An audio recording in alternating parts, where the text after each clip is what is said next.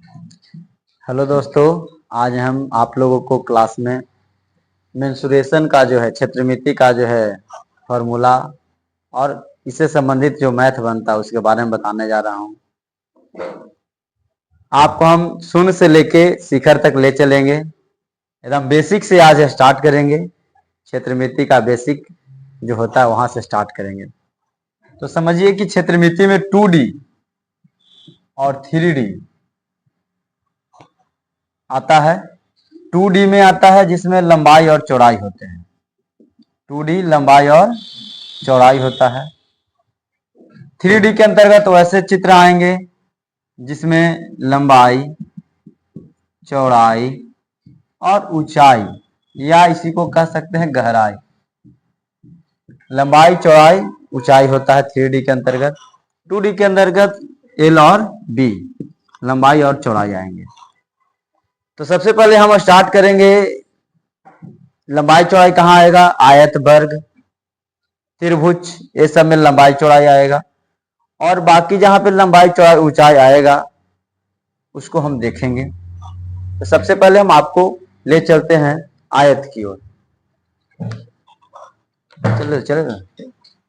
तो सबसे पहले आपको हम ले चलते हैं त्रिभुज से संबंधित। त्रिभुज जिसको अंग्रेजी में ट्रायंगल बोलते हैं। त्रिभुज में 3 भुजाओं के बारे में पढ़ते हैं। 3 भुजाओं से घिरे क्षेत्र त्रिभुज कहलाता है। 3 भुजाओं से घिरे क्षेत्र त्रिभुज कहलाता है। ए, बी, सी, 3 भुजाएं हैं, ए, बी, सी और ए, सी। और इसके 3 कोण भी होंगे। कोण ए हो जाएगा, कोण बी हो जाएगा, कोण सी हो जाएगा। सबसे पहले हम चलते हैं त्रिभुज में समकोण त्रिभुज के बारे में। समकोण त्रिभुज। समकोण त्रिभुज बराबर होता है 1/2 आधार गुना ऊंचाई। क्षेत्रमिति है इसलिए हम ज्योमेट्री का जो है यहाँ पे अप्लाई नहीं करेंगे रूल, सीधे जो है फॉर्मूला लिख रहे हैं। नीचे हो जाएगा आधार, ऊपर में हो जाएगा ऊंचाई। ये 90 डिग्री। तो जिस त्रिभुज का एक कोण 90 डिग्री होता है समकोण त्रिभुज कहलाता है। समकोण त्रिभुज का क्षेत्रफल होता है 1/2 आधार गुना ऊंचाई होता है। उसके बाद हम चलते हैं समबाहु त्रिभुज। समबाहु त्रिभुज का क्षेत्रफल होता है √3/4 गुना भुजा स्क्वायर। समबाहु त्रिभुज का क्षेत्रफल होता है √3/4 गुना भुजा स्क्वायर। ये अगर मान लो कि फिगर है, तीनों भुजा अगर बराबर है तो ये समबाहु त्रिभुज हो जाएंगे। तो समबाहु त्रिभुज का क्षेत्रफल √3/4 गुना भुजा स्क्वायर हो जाएगा। समबाहु त्रिभुज का अगर परिमाप निकालना है, समबाहु त्रिभुज का परिमाप तो हो जाएगा 3 गुना भुजा, क्योंकि तीनों भुजा बराबर है, भुजा भुजा भुजा करेंगे तो 3 गुना भुजा हो जाएगा। अब ध्यान दीजिए, कुछ ऐसे त्रिभुज हैं जिनके भुजाएं अलग अलग भिन्न भिन्न है। वैसे त्रिभुज को हम विषमबाहु त्रिभुज कहेंगे। और विषमबाहु त्रिभुज जो होते हैं उनका जो है क्षेत्रफल हीरोन सूत्र से निकाला जाता है। जो विषमबाहु त्रिभुज होते हैं, विषमबाहु त्रिभुज कहने का मतलब भुजाएं भिन्न भिन्न है। ए, बी, सी है। कोण ए के सामने वाली भुजा को ए से सूचित किया जाता है, यानी बीसी की लंबाई हो जाएगा ए। बीसी की लंबाई ए हो जाएगा। कोण बी के सामने वाले भुजा को स्मॉल बी से सूचित किया जाता है, यानी एसी की लंबाई हो जाएगा बी। और सी के सामने वाले भुजा यानी ए बी का लंबाई हो जाएगा सी। इसकी लंबाई सी हो जाएगा। तो यहाँ भुजाएं हो जाएंगे, भुजाएं क्रमशः हो जाएंगे ए, बी तथा सी। भुजाएं होंगे ए, बी और सी। अगर मान लो कि तुमको पूछ रहा है इसका सम विषम बाहु है, कैसा त्रिभुज है? विषम बाहु त्रिभुज। तो विषम बाहु त्रिभुज में अगर पूछता है, विषम बाहु त्रिभुज, विषम बाहु त्रिभुज जिसमें तीनों भुजाएं भिन्न भिन्न है, ए अलग है, बी अलग है, सी अलग, सबका दूरी भिन्न भिन्न है, तो विषम बाहु त्रिभुज का अगर क्षेत्रफल कहेगा तो सबसे पहले इसमें अर्ध परिमाप निकाला जाता है। अर्ध परिमाप एस निकाला जाता है, एस बराबर होता है ए प्लस बी प्लस सी बटा 2। इसका फॉर्मूला निकालते हैं अर्ध परिमित ए प्लस बी प्लस सी बटा 2। अब मान लो कि त्रिभुज का क्षेत्रफल, हीरोन सूत्र बोलते हैं, हीरोन सूत्र, हीरोन सूत्र से त्रिभुज का क्षेत्रफल, त्रिभुज का क्षेत्रफल बराबर फॉर्मूला लगाते हैं root under S into S minus A, S minus B into S minus C. Heron सूत्र से त्रिभुज का क्षेत्रफल होता है root under S into S minus A into S minus B into S minus C होता है। तो हीरोन सूत्र से हम अगर वैसे त्रिभुज रहेंगे जिनकी भुजाएं भिन्न भिन्न है तो हम हीरोन सूत्र का प्रयोग करके बना देते हैं। ऐसे अगर कोई भी त्रिभुज है और अगर हीरोन सूत्र लगाएंगे तो उसका क्षेत्रफल निकल जाएगा, चाहे समबाहु त्रिभुज रहे, समद्विबाहु त्रिभुज रहे, विषमबाहु त्रिभुज रहे या समकोण त्रिभुज भी रहेगा, तो हीरोन सूत्र अगर उसका लगा देते हैं तो क्षेत्रफल निकल जाएगा। ऐसा नहीं है कि समकोण त्रिभुज है और हीरोन सूत्र लगाएंगे तो नहीं बनेगा, नहीं, उसका भी हीरोन सूत्र लगा देंगे। यानी हीरोन सूत्र जो है सभी त्रिभुज पे लागू हो जाता है। हीरोन सूत्र का फॉर्मूला सभी त्रिभुजों पर लागू होता है। ठीक है, अब हम लोग देखो, अब आते हैं चतुर्भुज।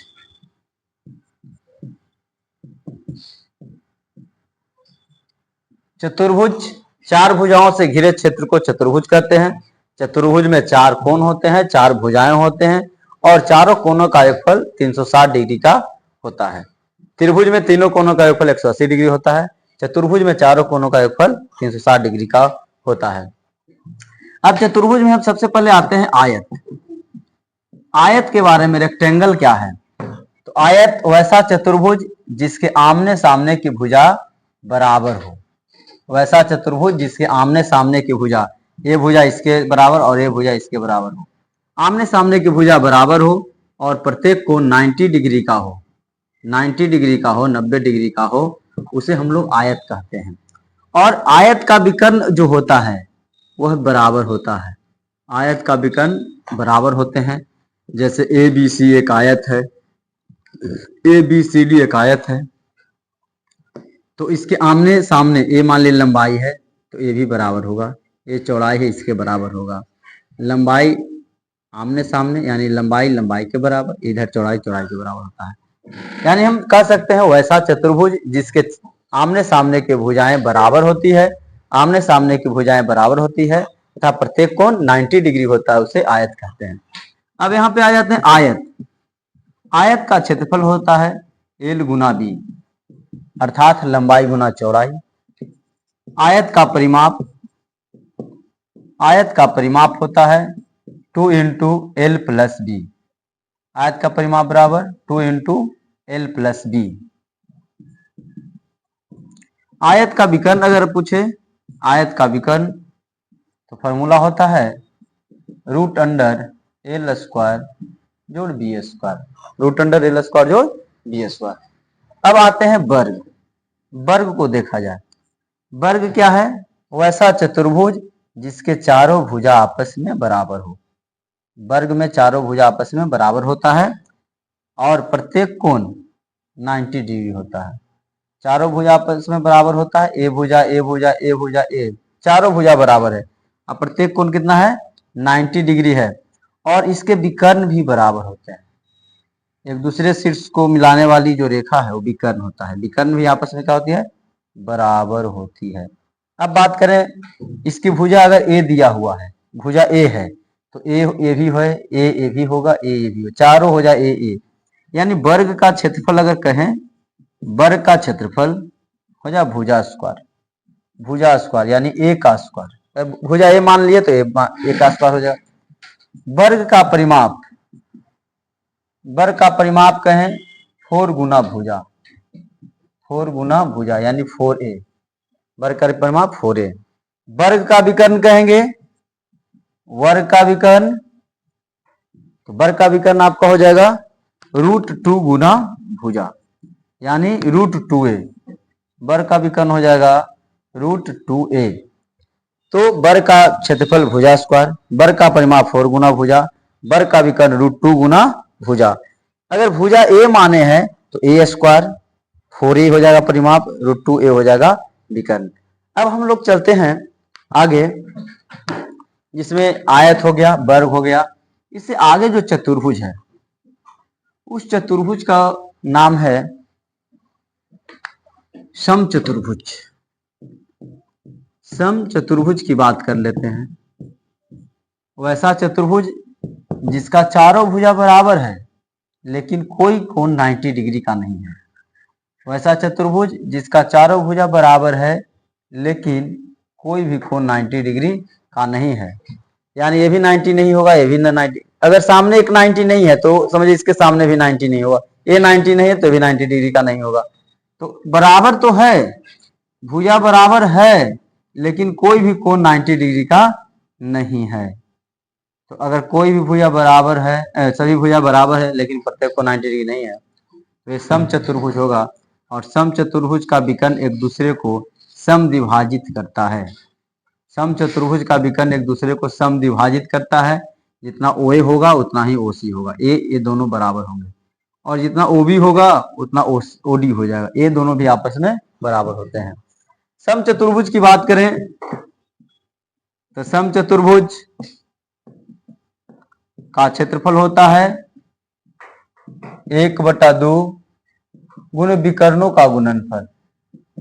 विकर्णों का गुणनफल, विकर्णों का गुणनफल 1/2 गुण विकर्णों का गुणनफल। अगर परिमाप निकालने की बात करें समचतुर्भुज का परिमाप, तो भुजा बराबर है, हो जाएगा 4 गुना भुजा। समचतुर्भुज का परिमाप 4 गुना भुजा। अगर मान लो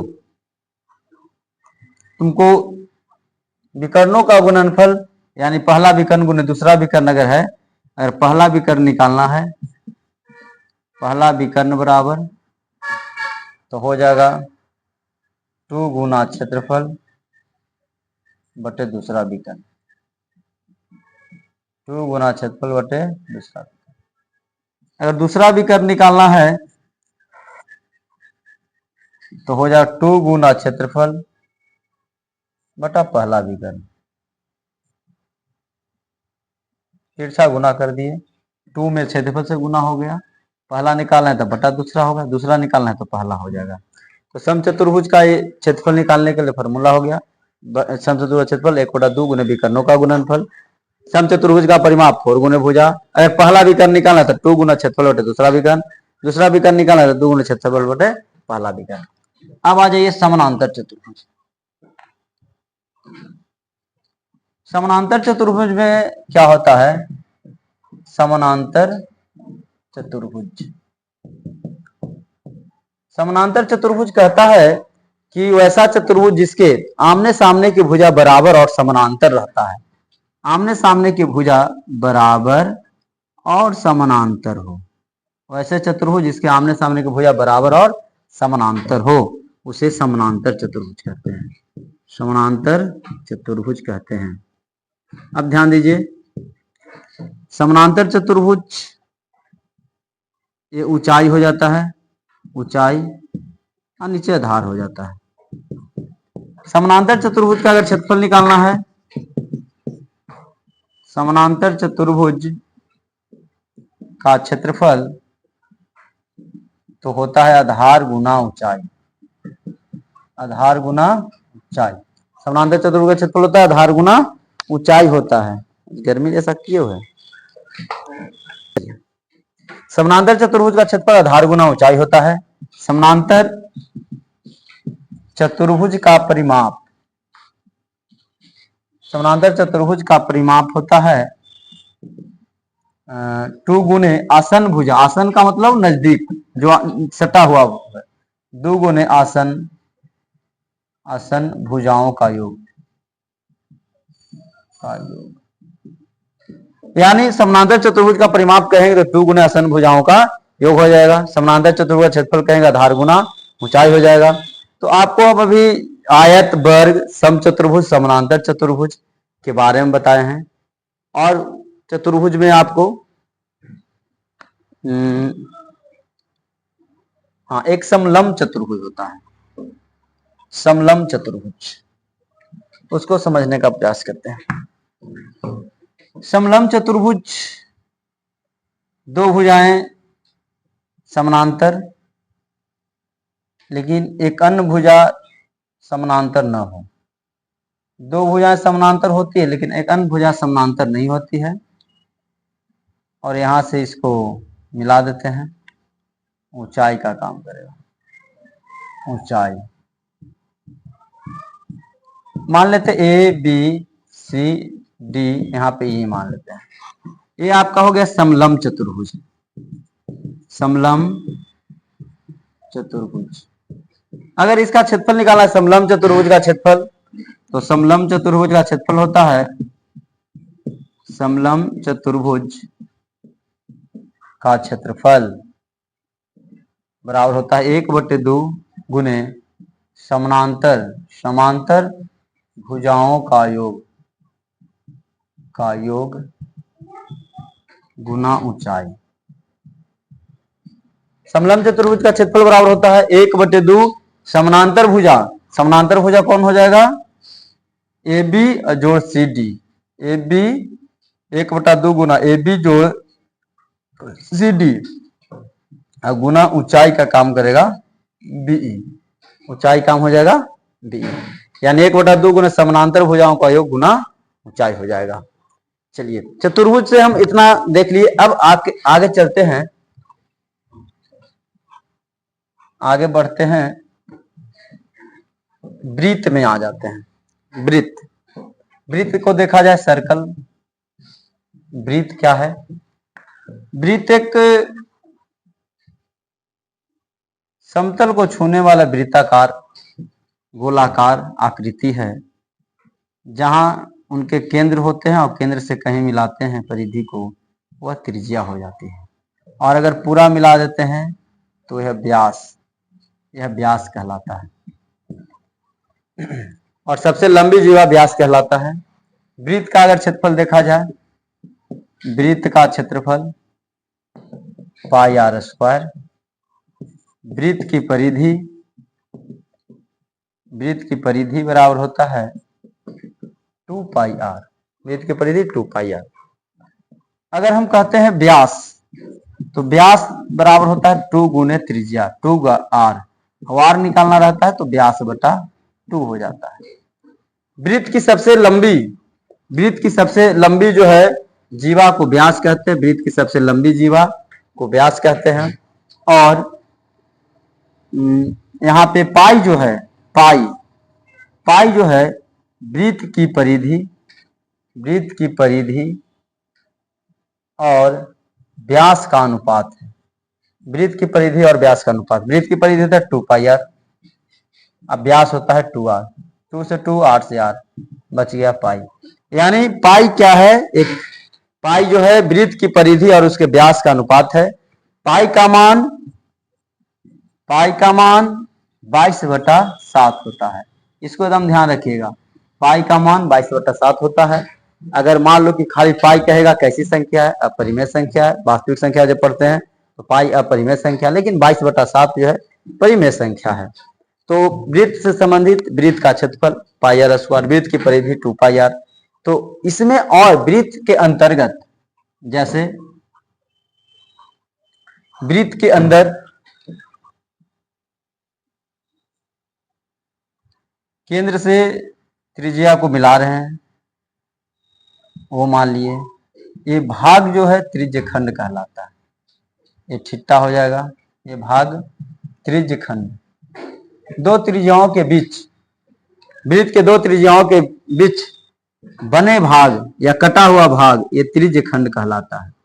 और त्रिज्य खंड का क्षेत्रफल होता है, त्रिज्य खंड का क्षेत्रफल होता है छिट्टा बटे 360 और पाई आर स्क्वायर, यानी वृत्त का क्षेत्रफल थीटा बटे 360 गुने पाई आर स्क्वायर। त्रिज्य खंड के परिमाप अगर कह दें, त्रिज्य खंड का परिमाप, तो देखो यहाँ ये हो गया चाप, यहां से यहां तक के चाप की लंबाई, चाप की लंबाई, तो यहां तक चाप की लंबाई हो जाएगा, चाप की लंबाई, चाप की लंबाई प्लस 2r, दुगुना त्रिज्या। अब अगर चाप की लंबाई निकालना है, चाप की लंबाई, तो थीटा बटे 360 गुने 2 पाई आर, थीटा गुने 360 गुने 2 पाई आर। अगर इसी में मान लो कि हम काट देते हैं ऐसे 2 से इतना मतलब 180 मतलब, तो बोलते हैं पाई आर थीटा बटा 180 डिग्री। चाप की लंबाई देखते हैं हम लोग लघु वृत्तखंड। लघु वृत्तखंड का सबसे पहले फिगर, लघु वृत्तखंड केंद्र रहेगा और ये जीवा जो है, जीवा, ये छोटी जीवा के बीच बना भाग, इसी को कहेंगे लघु वृत्तखंड, लघु वृत्तखंड, या इसको कहेंगे लघु वृत्तखंड कहेंगे। यहां से इसको मिलाया रहेगा, यहाँ पे थीटा रहेगा और एक केंद्र है ओ। बाकी लघु वृत्तखंड के अलावा जो भी रहेंगे वह दीर्घ वृत्तखंड रहेगा, दीर्घ वृत्तखंड रहेगा। तो सबसे पहले हम लोग लिखते हैं, जानना चाहेंगे लघु वृत्तखंड का क्षेत्रफल R square into pi theta बटे 360 माइनस 1 बटे 2 साइन थीटा, यानी लघु वृत्तखंड का क्षेत्रफल हो रहा है R square into pi theta बटे 360 माइनस 1 बटे 2 साइन थीटा हो जाएगा। उसके बाद हम लोग देखते हैं चतुर्थांश। अगर कोई वृत्त है, अगर दो भागों में कट रहा है, तो इसको हम लोग बोलते हैं अर्धवृत्त। एक भाग को बोलेंगे अर्धवृत्त, अर्धवृत्त। अगर अर्धवृत्त की बात करते हैं तो नीचे वाले को हटा देते हैं, ये हो गया अर्धवृत्त। अर्धवृत्त की बात करते हैं तो अर्धवृत्त का क्षेत्रफल होता है, अर्धवृत्त का क्षेत्रफल होता है 1/2 पाई आर स्क्वायर। अगर परिमाप की बात करते हैं तो अर्धवृत्त का परिमाप होता है, पाई प्लस 2 इंटू आर। कहने का मतलब आर से अगर गुना करेंगे तो पाई आर हो जाएगा और प्लस 2r हो जाएगा, यानी अर्धवृत्त का परिमाप पाई आर प्लस 2r कह सकते हैं, नहीं तो पाई प्लस 2 इंटू आर कहेंगे। अगर इसी में अगर वृत्त है, केंद्र से होकर गुजरा, अर्धवृत्त बन गया, और इसको एक और भाग काट दिया गया, तो एक भाग को कहते हैं चतुर्थांश, चतुर्थांश कहते हैं। तो अगर चतुर्थांश का क्षेत्रफल निकालना रहेगा, वृत्त के चतुर्थांश, वृत्त के चतुर्थांश का क्षेत्रफल 1/4 पाई आर स्क्वायर। वृत्त का चतुर्थांश निकालना है, 1/4 पाई आर स्क्वायर हो जाएगा। वृत्त से संबंधित हम लोग अर्धवृत्त, वृत्त, लघु वृत्तखंड, त्रिज्यखंड और चतुर्थांश को हम लोग देखें। इसमें और वृत्त में, हाँ, अगर मान लो दीर्घ त्रिज्यखंड कह दे, दीर्घ त्रिज्यखंड कह दे, दीर्घ वृत्तखंड कह दे, तो याद रखना कि अगर दीर्घ त्रिज्यखंड का क्षेत्रफल पूछता है, दीर्घ त्रिज्यखंड का क्षेत्रफल, दीर्घ त्रिज्यखंड का क्षेत्रफल अगर पूछे, दीर्घ त्रिज्यखंड का क्षेत्रफल, तो क्या करना है, वृत्त का क्षेत्रफल माइनस छोटे त्रिज्यखंड का क्षेत्रफल या त्रिज्यखंड का क्षेत्रफल। अगर आपसे दीर्घ वृत्तखंड का क्षेत्रफल पूछ दे, वृत्तखंड का क्षेत्रफल पूछ दे, तो क्या करेंगे, वृत्त का क्षेत्रफल माइनस लघु वृत्तखंड का क्षेत्रफल, लघु वृत्तखंड खंड का क्षेत्र। तो लघु वृत्तखंड, दीर्घ वृत्तखंड, त्रिज्यखंड जो भी है तो उसको हम इस तरह से निकाल सकते हैं। वृत्त के अंदर ही है लघु और दीर्घ वृत्तखंड और त्रिज्यखंड। अब यहाँ पे हम लोग बात करेंगे बेलन का, क्षेत्रमिति में बात करेंगे आगे बेलन का, सिलेंडर जिसको बोलते हैं। बेलन क्या है? बेलन जो है एक ऐसी आकृति है जो एक आयत को ऐसे आयत है, इसके परिगत घुमाने से, ऐसे घुमाते हैं तो एक भाग इस तरह से बनेगा। परिगत घुमाने से जो आकृति बनती है, इस तरह से आकृति बन गई। एक बार घुमाया तो एक घुमावदार हुआ, इस तरह से आकृति बनी। ये डंटी को हटा देते हैं।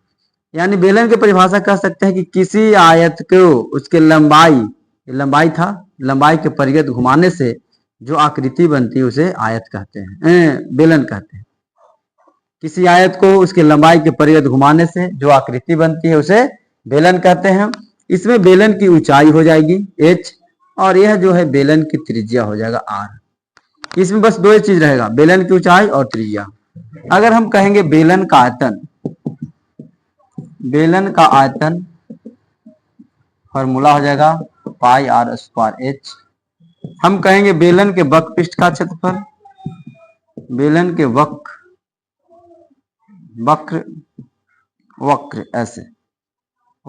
पृष्ठ का क्षेत्रफल तो हो जाएगा 2 पाई आर एच। यानी आधार के क्षेत्रफल में अगर एच से गुना कर आयतन निकल गया, परिधि में अगर एच से गुना कर देंगे तो वक्र पृष्ठ का क्षेत्रफल निकल जाएगा। और अगर बेलन के संपूर्ण पृष्ठ का क्षेत्रफल पूछता है, बेलन के संपूर्ण पृष्ठ का क्षेत्रफल तो याद रखना है 2 pi R into R plus H. 2 pi R into R plus H हो जाएगा। बेलन का अगर संपूर्ण पृष्ठ का क्षेत्रफल पूछता है तो ध्यान देंगे। बेलन पे अगर पूछ दे खोखले बेलन का आयतन, खोखले बेलन, अगर इसके बाहर भी एक बेलन बना दिया जाए, इस तरह से एक बेलन बना दिया जाए, इस तरह से इसको बढ़ा देते हैं थोड़ा, और यहाँ से ऐसे नीचे में, यहाँ से ऐसे ऊपर में, वहां पे ऐसे, इस तरह से। अगर इसमें कहे खोखले बेलन का आयतन, खोखले बेलन का आयतन बराबर लिखेंगे बड़ा बेलन का आयतन, बड़े बेलन का आयतन घटाओ छोटे बेलन का आयतन।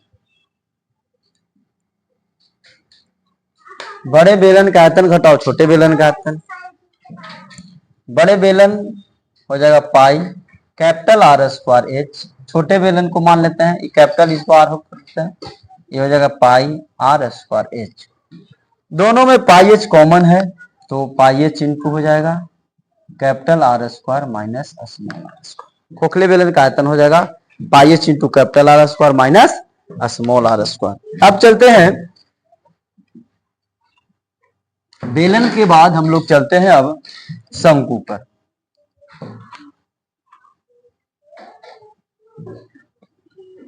शंकु को देखते हैं थोड़ा। शंकु क्या है? तो किसी समकोण को, समकोण हो गया त्रिभुज, समकोण त्रिभुज को उसके लंब के परिगत, इसको मान लो लंब है, इसके परिगत घुमा देते हैं ऐसे, इस तरह से घूम गया, तो उसके लंब के परिगत घुमाने से, इसके लंब के परिगत घुमाने से जो आकृति बनेगी उसको हम शंकु कहेंगे। शंकु में ऊंचाई होगी, त्रिज्या होगी और ये तिरछी ऊंचाई होगी। ये कर्ण का काम करता है, हाइपोटेनस का काम करता है, लंब का, ये आधार का। तो यहाँ पे हम लोग ऐसे करेंगे एल स्क्वायर बराबर एच स्क्वायर जोड़ आर स्क्वायर, एल बराबर एच स्क्वायर जोड़ आर स्क्वायर। ध्यान देंगे एल स्क्वायर बराबर H square plus R square. अगर एल निकालना है तो root under H square plus R square. अगर एच स्क्वायर निकालना है तो हो जाएगा L square minus R square. सिर्फ एच निकालना है तो रूट लगा देंगे L square minus R square. उसी प्रकार से अगर आर स्क्वायर निकालना है तो हो जाएगा आपका आर स्क्वायर बराबर L square minus H square, और सिर्फ आर निकालना तो root under L square minus H square. अब यहां ध्यान देंगे कि जहां एल एल बराबर है तिरछी ऊंचाई, तिरछी ऊंचाई, एच उदग्र ऊंचाई, और आर क्या है, त्रिज्या है। आर क्या है, त्रिज्या है। आपको त्रिज्या मालूम रहना चाहिए, ऊंचाई मालूम रह रहा है, तिरछी ऊंचाई मालूम रहेगा, तब आप इसका आयतन, वक्र पृष्ठ का क्षेत्रफल, संपूर्ण पृष्ठ का क्षेत्रफल निकाल सकते हैं। अब ध्यान दीजिए, यहां पे हम लिखने जा रहे हैं शंकु का आयतन। शंकु का आयतन फॉर्मूला होता है 1/3 पाई आर स्क्वायर एच। शंकु के वक्र पृष्ठ का क्षेत्रफल अगर कहें, शंकु के वक्र पृष्ठ का क्षेत्रफल अगर हम कहें तो आपके हो जाएगा पाई आर एल। अगर शंकु के संपूर्ण पृष्ठ का क्षेत्रफल कहें, शंकु के संपूर्ण पृष्ठ का क्षेत्रफल अगर कहें तो हो जाएगा pi R into L plus R. तो एक बार फिर से ध्यान देंगे, शंकु का आयतन 1/3 पाई आर स्क्वायर एच, शंकु के वक्र पृष्ठ का क्षेत्रफल पाई आर एल, शंकु के संपूर्ण पृष्ठ का क्षेत्रफल pi R into L plus R हो गया। जहां आपको लिखने एल क्या है, तिरछी ऊंचाई, एच क्या है, उदग्र ऊंचाई, आर है त्रिज्या। दोनों में कोई एक मालूम रहेगा तो हम ये फार्मूला का उपयोग करके एल निकाल लेंगे, या फार्मूला का उपयोग करके एच निकाल देंगे, और इस फार्मूला का उपयोग करके आर निकाल देंगे। दो हमें मालूम रहेगा, तीसरा हम अपने आप निकाल लेंगे। फिर इससे जितना भी संबंधित क्वेश्चन रहेगा आसानी से हम हल इसका कर लेंगे। ठीक है।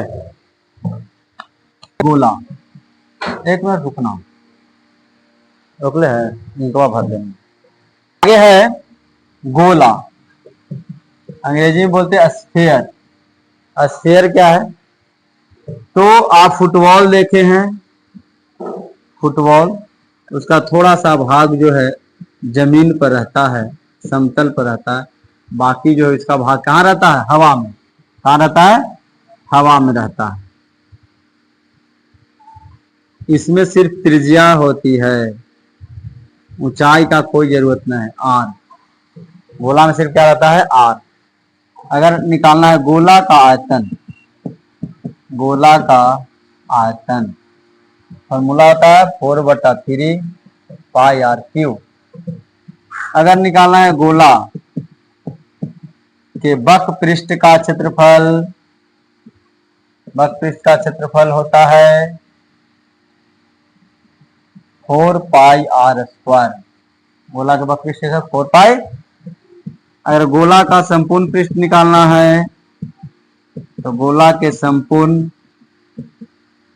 पृष्ठ का क्षेत्रफल होता है 4 पाई आर स्क्वायर। यानी गोला के वक्र पृष्ठ भी 4 पाई आर स्क्वायर है, और गोला के संपूर्ण पृष्ठ क्या है, 4 पाई आर स्क्वायर है। अब ध्यान दीजिए, गोला को अगर हम बीच से काट देते हैं, फुटबॉल को काट देते हैं, तो बन गया कटोरा। क्या बन गया, कटोरा। कटोरा में त्रिज्या होगी, कटोरा में क्या रहेगा, त्रिज्या। अगर कहेंगे अर्धगोला का आयतन, अर्धगोला का आयतन फॉर्मूला हो जाएगा 2/3 पाई आर क्यूब। अर्धगोला का आयतन 2/3 पाई आर क्यूब। अर्धगोला के अगर कहते हैं,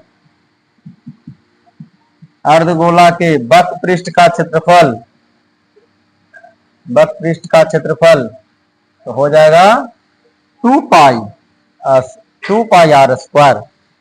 अगर कहते हैं अर्धगोला के संपूर्ण पृष्ठ, अर्धगोला के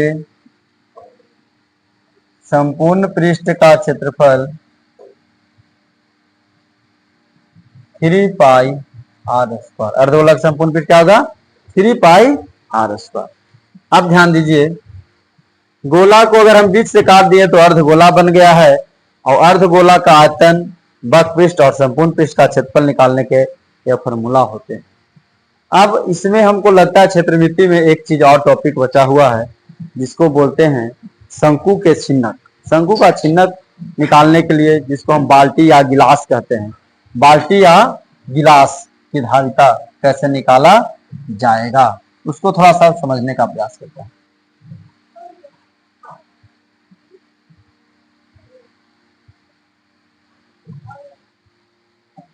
देखिए, शंकु का छिन्नक, शंकु का छिन्नक, शंकु अभी आपको हम ऐसे बताए हैं,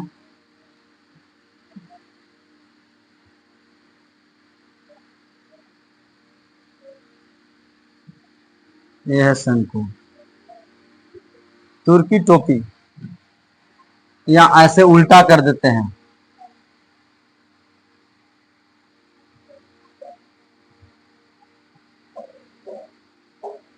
कुल्फी। क्या बन गया जी? कुल्फी। और यहां से अगर इसको हम काट देते हैं, यहां से बीच से इसे काटते हैं, ऐसे काट दिए, या इसके बीचे बीच या कुछ भी डिस्टेंस लेके इसको यहां से काट दिए, अलग कर दिए, इसका भाग जो ऐसे बनेगा,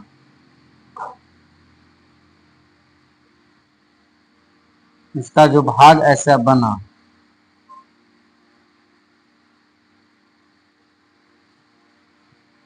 इसमें ऊंचाई होगा, इसका आधार ऐसा होगा, यही है शंकु का छिन्नक। यहां मान लीजिए ऊपर में ऊंचा, ऊपर में ज्यादा चौड़ा है,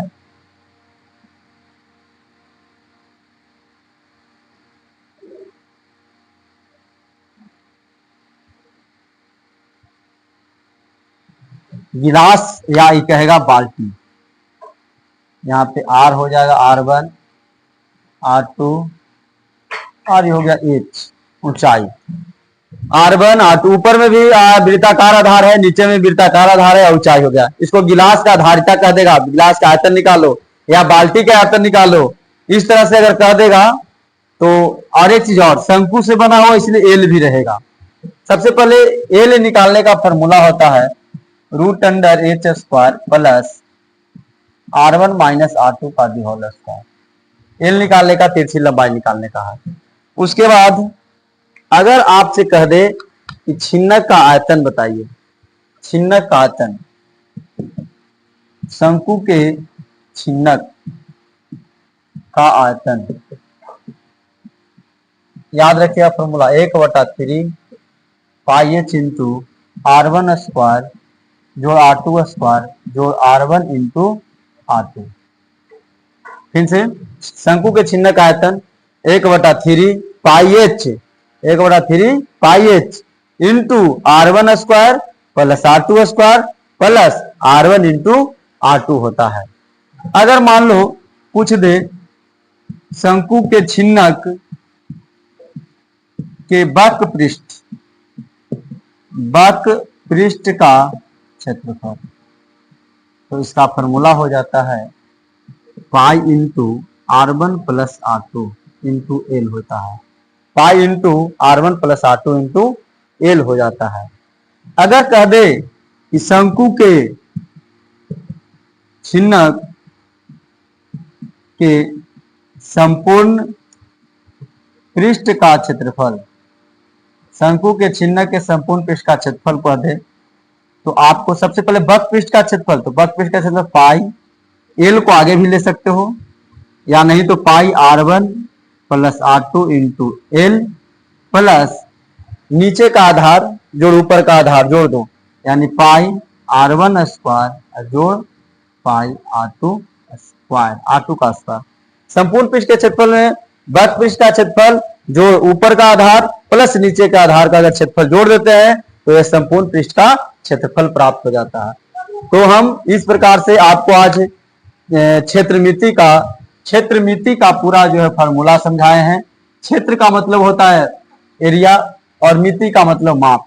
कोई भी एरिया रहे और उसका माप करना रहेगा तो वह कोई शेप में रहेगा, आकृति में रहेगा, और उस आकृति का हम आसानी से ये फॉर्मूला के माध्यम से निकाल सकते हैं। क्षेत्रमिति एक ऐसा शाखा है जिसमें अगर फॉर्मूला याद है तो 90% आपका मैथ बनेगा। 90% आप फॉर्मूला याद रखे हुए हैं तो 90% आप मैथ बना लीजिएगा। मैं आशा करता हूं कि आप एक फॉर्मूला को याद करके और इस वीडियो को और आगे शेयर कीजिएगा। धन्यवाद।